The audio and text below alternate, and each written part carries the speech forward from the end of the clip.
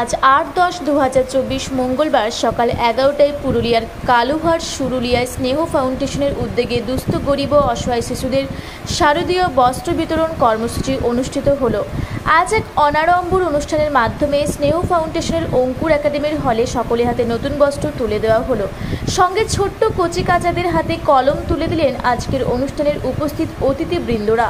আজকের এই বস্ত্র বিতরণ কর্মসূচিতে উপস্থিত ছিলেন কল্যাণ কুণ্ডু, অধীর হালদার, পার্থসারথী মণ্ডল সহ সুদাম মাঝি, রামপদ মাঝি, বিপ্লব কর্মকার ও অঙ্কুর একাডেমি ও উৎকর্ষ বাংলার শিক্ষকেরা।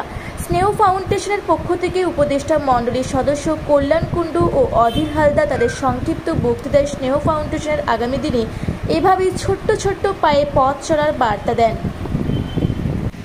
বাবলু মণ্ডলের রিপোর্ট, রূপসী বাংলা মিডিয়া।